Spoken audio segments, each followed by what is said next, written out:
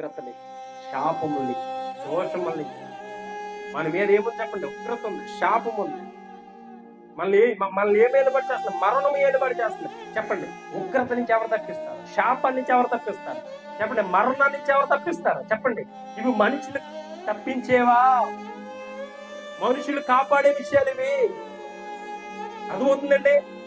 శాపాన్ని ఏ మనిషిని కాపాడుతాడు? ఏ డాక్టర్ కాపాడతాడు?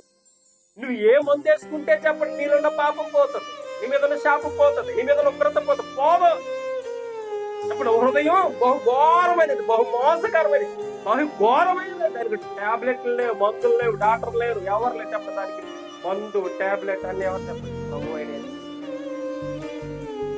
ఆయన మనకి ఏమి ఇచ్చాడండి? ఆయన రక్షణ ఇచ్చాడంట. కాబట్టి ఆయన రక్తము వలన ఇప్పుడు మీరు నీతిమంతులుగా తీర్చబడి మరింత నిత్యముగా ఆయన ద్వారా ఉగ్రత నుంచి రక్షించబడుతున్నారు. దేశములకు మహారక్షణ కాలం చేసేవాడు ఆయనే. అంటుంటే కేవలము దేశంలో వచ్చిన రోగాలే కాదు, దేశంలో వచ్చిన సమస్యలే కాదు, దేశంలో ఉన్న ఆర్థిక పరిస్థితే కాదు, దేశాల మీదకి వచ్చిన అంటే ఆ శత్రువులే కాదు చెప్పండి, మన మీదకి వచ్చిన చెప్పండి శాపాన్ని, మన మీదకి వచ్చిన పాపాన్ని, మన మీదకి వచ్చిన ఉగ్రతని, మన మీదకి వచ్చిన చెప్పండి భయంకరమైన తీర్పును కూడా